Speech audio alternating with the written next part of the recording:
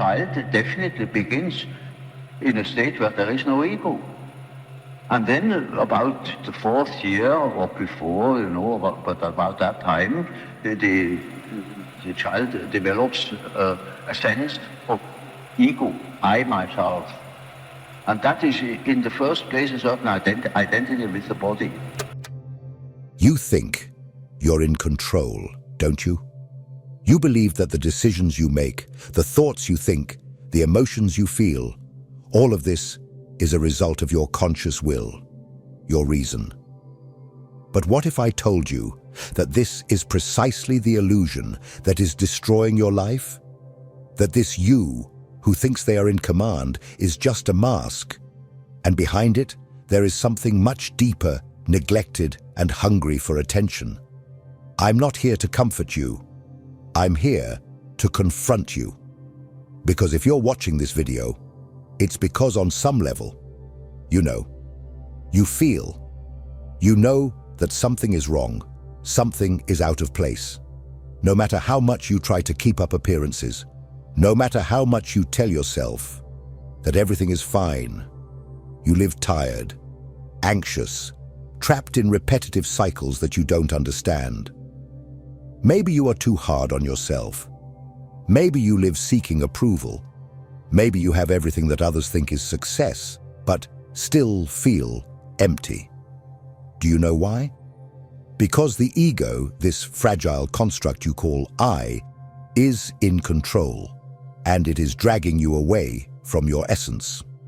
Carl Jung did not see the ego as an enemy, but as a limited part of the psyche that believes it is greater than it really is. And when you believe that the ego is all that you are, you enter an invisible prison. You start to live for an image, a persona, a character created to survive the expectations of others. And in this process, you disconnect from your soul, from your truth, from your shadow, from everything that would truly make you whole. You begin to adapt, to control, to manipulate, and you call this maturity. But what you are really doing is avoiding confrontation with who you really are. And do you know what the consequence of this is? Superficial relationships, self-sabotage, existential crises, a constant fear of failing, of being rejected, of not being good enough. All of this is a symptom of an inflated ego, and at the same time, frighteningly fragile. But today, I want to show you what Jung saw behind this illusory structure. In this video, we will perform an autopsy of the ego. We will tear apart this layer of lies you have been telling yourself. And in the end, maybe, just maybe, you will begin to understand who you really are. Are you ready for this? Because what comes next will not be comfortable, but it could change your life. Before anything else, we need to clearly understand what we are facing. The ego, for Carl Jung, is not the villain, but it is also far from being a hero.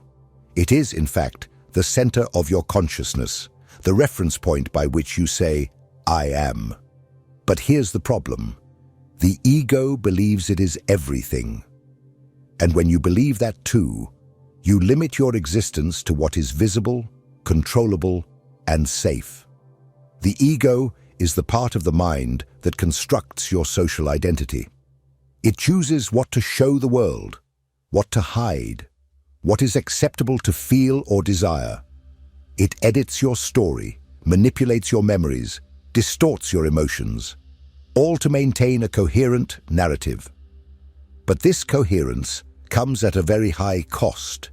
You need to amputate parts of yourself to fit into the idealized image that the ego has constructed. Since childhood, you have been taught to mold yourself, to repress anger, sadness, envy, fear, to smile when you wanted to cry, to obey when you wanted to scream, to be who they expected you to be, even if that meant betraying who you really were. And who was in charge of this process? The ego. It was created to protect you from pain, rejection, and shame. But along the way, it forgot that it was just a messenger and began to behave like the king. Jung said that the ego is just a small island in the vast ocean of the psyche, a tiny fraction of your totality. And yet, it is the one that decides what is right or wrong in you. It is the one that judges, compares, separates, and clings to labels like, "I am this way," or "that is not for me." But none of this is true. This is just conditioning. The ego lies, and it does so all the time. It says you are independent, but lives for approval. It says you are rational, but fears being exposed. It says you are strong, but cannot bear criticism. It says you are unique, but spends the days trying to fit in. And the cruelest part, it convinces you that all of this is freedom. You start to confuse personality with essence. You begin to think that your automatic reactions are your nature. But the ego is not your soul. It's just a mechanism, useful, yes, but deeply limited. When you confuse it with your true self, you enter an internal battle that never ends. And the more you identify with the ego, the more fear you feel of losing control. Fear of making mistakes. Fear of appearing weak. Fear of not being enough. Fear of not being loved. And this fear is precisely what keeps the ego on the throne. But there is something even deeper. Because the ego, to maintain its power, needs to constantly protect itself. And how does it do that? This is where the persona and the shadow come in. In the next part, we will explore how the ego creates masks to survive, and how these masks are suffocating your authenticity. If this content is making sense to you, click the subscribe button and subscribe to the channel. Thank you for your support. You're not who you think you are, at least not entirely. Most of your identity has been built as a shield, a role you learn to play in order to survive, emotionally, socially, psychologically. This role has a name: persona. Carl Jung referred to the persona as the mask we wear for the world. It is the social face of the ego. What you show to be accepted, admired, loved. And let's face it, we all wear masks. From an early age, you learned that certain parts of yourself were inconvenient. That expressing anger was wrong. That feeling envy was ugly. That crying was a weakness. That wanting too much was selfish. So you began to hide all of that, to silence, to filter, to repress. The persona was born from fear. Fear of being rejected. Fear of not belonging. Fear of not being enough. And the ego, trying to protect you, created an edited version of who you are. More acceptable, more presentable, more socially functional. You became someone nice, polite, controlled, but you also became someone incomplete, artificial, trapped in patterns that no longer make sense. The problem is that the more you identify with this mask, the further you distance yourself from your truth. And this disconnection comes at a price: anxiety, emotional exhaustion, a constant feeling of inadequacy. You try to appear strong, but feel fragile. You try to show control, but live in internal chaos. On the outside, everything seems under control. On the inside, a muffled scream. And you know what's worse? You don't do this consciously. You believe that this mask is who you really are. And then the ego fulfills its most insidious function. Not only hiding your wounds, but convincing you that they don't even exist. You become a stranger to yourself. You live acting, trying to please, trying to fit in. And with each passing day, you feel further away from something you can't even name, but miss. Jung said that everything the consciousness rejects does not disappear. It is merely pushed into the unconscious. And there, in the darkness of the psyche, what he called the shadow forms. Everything you deny, suppress, and pretend not to feel. All the thoughts, impulses, desires, and fears that do not fit the idealized image of the ego end up there. And while you strive to keep your mask intact, the shadow grows, silently and dangerously. And this is where things start to get really serious, because what you reject controls you. What you ignore dominates you. In the next part, we will talk about the silent and often devastating signs that the ego is ruining your life, and you don't even realize it. You think you are living your life consciously, but in reality, you are being driven by impulses you don't understand, reactions you can't control, and decisions that seem like yours, but aren't. The ego, when not observed, begins to steer your existence like an autopilot, disguised as free will.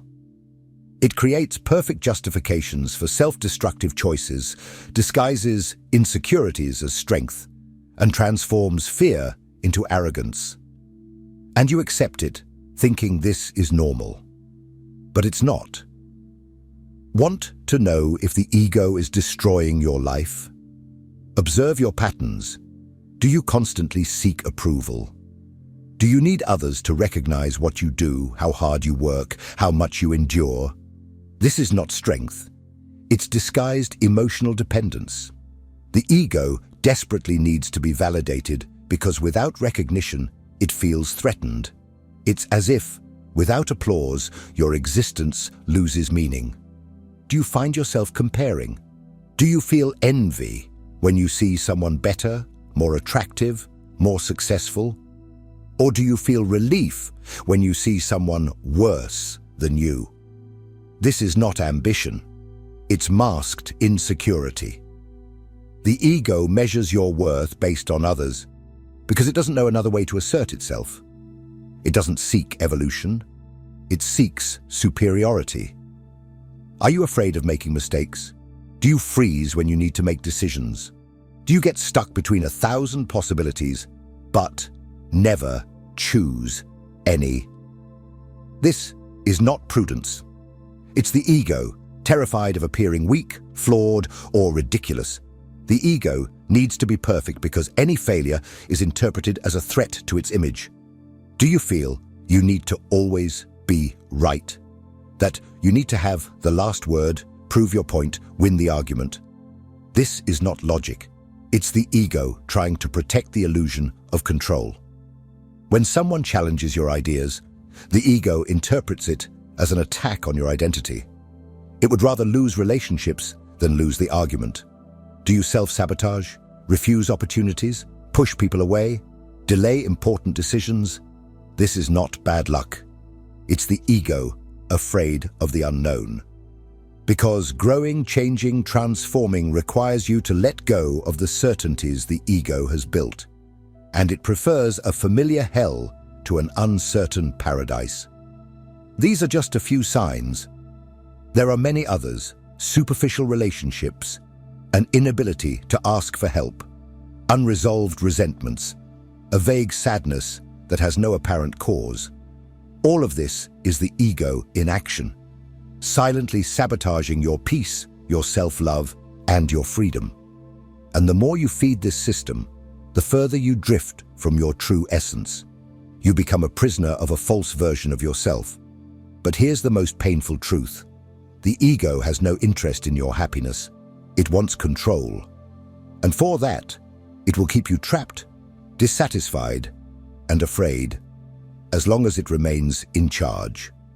Now that you have recognized the signs, an inevitable question arises. Why is it so hard to change? Why, even knowing that something is wrong, do you continue to self-sabotage, repeat patterns, and run away from yourself? The answer lies in the deep fear the ego has of transformation, and that is exactly what we will explore in the next part. Change hurts. Growing requires courage. But what few realize is that the greatest resistance to transformation does not come from the external world. It comes from within. It comes from the ego. And here's the truth that almost no one wants to admit. You are not stuck because you lack strength. You are stuck because there is a part of you that does not want to change. That part is your ego. The ego hates change. And not because it is lazy or stupid, but because it was created to protect you from pain. The problem is that it does this in the most primitive way possible, by avoiding anything that threatens the identity structure it has built, even if that identity is suffocating you. You see, the ego sustains itself on certainties. It needs to believe it knows who you are, how the world works, what to expect from people. It constructs narratives, stories, explanations, many of them false, just to keep everything under control. And when you start to question these truths, the ego panics. Because changing means admitting that perhaps you have lived a lie. That perhaps much of what you believed to be you was just adaptation. It was just survival. Carl Jung spoke about this process in depth. He said that the ego must be decentered for the self, the true center of the psyche, the totality of being, to emerge. And this does not happen smoothly. It is a collapse, a direct confrontation with the shadow, with everything you have rejected, denied, or buried within yourself. That's why so many people flee from self-knowledge, because knowing oneself is not a peaceful stroll through illuminated landscapes. It's a descent into the underground. It's facing chaos. And the ego knows this. It knows that if you truly delve deep, if you look at yourself with brutal honesty, it will lose control. That's why it sabotages. It creates distractions, dramas, rationalizations, resistances. It says, it's not the right time. You're not ready. This is nonsense. It prefers that you remain unhappy, but predictable, rather than risk discovering who you really are. The fear of change is, in fact, the fear of the death of the ego. Because for the new to be born, the old must die. And the ego fears this process like a cornered animal. It will do anything to keep you tied to the old version of yourself, even if that version is killing you inside. But here's the secret. The ego only has power as long as you believe it is you.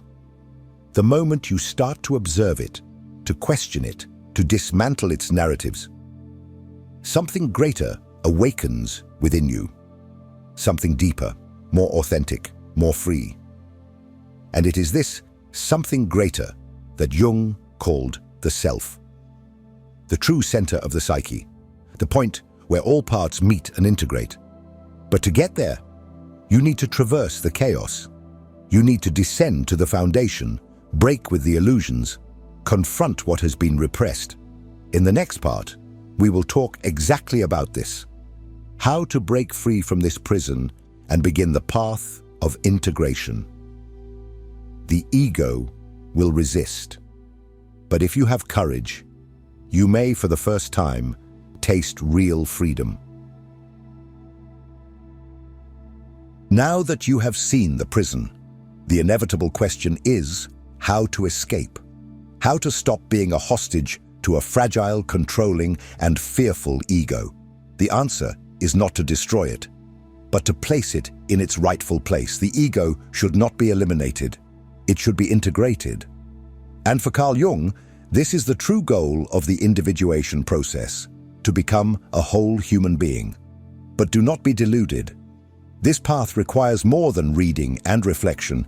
It demands a direct confrontation with what you have avoided your entire life. Because everything you have suppressed, your traumas, your wounds, your unresolved emotions, is alive within you. They have merely been pushed into the unconscious, where they act as invisible forces. And as long as you do not bring them to light, you will continue to live on autopilot, repeating patterns you do not understand, sabotaging your own steps. The first move is brutally honest self-questioning. Stop hiding behind justifications. Ask yourself, who am I without the roles I play? Who are you when no one is watching? Who are you without the filters without the masks, without the need to please or defend yourself. This is the beginning of the deconstruction of the ego. It will resist. It will call you weak. It will say you are exaggerating, that you do not need this. But keep going, because this discomfort is the symptom that something real is moving within you. Then comes the work with the shadow. And no, this is not something spiritualized or overly symbolic. This is deep psychology. It is recognizing that you feel anger, envy, jealousy, pride, neediness, vanity. Everything you have been conditioned to repress. And here is the key point. Your shadow is not your enemy. It is a part of you that has been abandoned. And everything that is rejected eventually takes revenge in the form of uncontrolled impulses, self-destructive behaviors, and invisible sabotages. You need to learn to dialogue with your shadow, to embrace it without judgment, to listen to what it wants to say. It is the portal to your vital energy, your creativity, your emotional truth. Ignoring it is the same as living with half a soul. Jung said that integration happens when you stop trying to be good and start being whole, when you embrace not only the light, but also the darkness. And from this encounter, something new is born. The self, a deeper center than the ego, wiser, quieter, an inner presence that does not need approval, comparison, or control because it simply is. And that's enough. But how to cultivate this connection? The path is not external. It is not found in ready-made formulas or miraculous gurus. It is in silence, in self-study, in therapy, in honest writing, in observing your own dreams. It is in the courage to dive into yourself without guarantees that you will come out unscathed, because you won't. But what will be destroyed is not you. It is the illusion of who you thought you were. And as you traverse this journey, you begin to see the ego as it truly is. A servant, not a master. A tool, not an identity. You put it in the back seat. And for the first time, it is your essence that guides, no longer your insecurity. But before concluding, there is something that still needs to be said. Because even after all this process of awareness, many fall back into the trap of the ego. Do you know why? Because they forget that the ego is cunning. It disguises itself even as spirituality. And that is what we will talk about in the last part. How to keep the ego in its rightful place, and how to transform your relationship with it forever. We have reached the most important point of this journey, understanding that the ego does not need to be destroyed. It just needs to be put in its place. The ego is not the absolute villain of your story. It is merely a character that took on the leading role out of fear of disappearing. But you were not made to live under the command of fear. You were made to live in alignment with your essence. The ego is necessary. It organizes your identity, helps you function in the world, and protects you from real dangers. But it cannot be the leader. When the ego leads, your life becomes a theater. Your relationships turn into transactions. Your emotions become symptoms. Your mind becomes a prison. And the worst part, you start to confuse survival with fulfillment.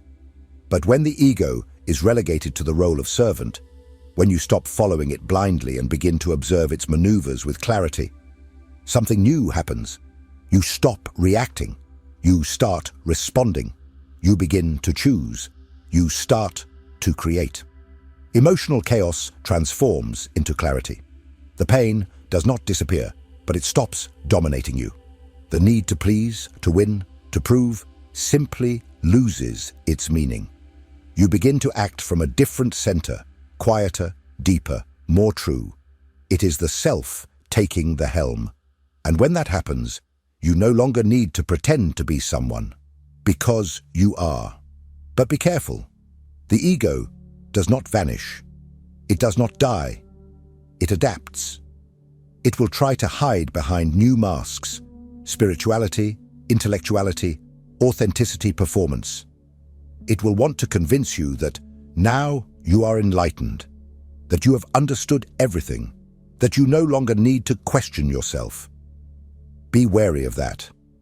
Whenever you think you have arrived, ask yourself, who is speaking now?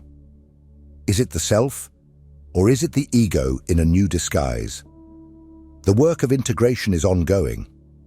There is no final point. There is no arriving. There is presence. There is internal vigilance.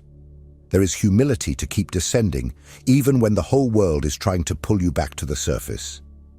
And if you have made it this far, it is because you are ready for this. Ready to stop living on autopilot. Ready to face discomfort as a portal for growth.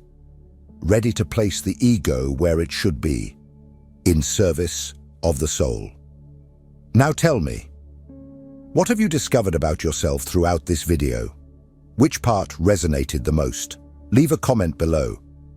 This is not just about engagement, it is about making conscious what you felt. Writing is a way to integrate. And don't forget, if this made sense to you, keep watching the next video. It is just as important as this one. The journey does not end here. In fact, it is just beginning.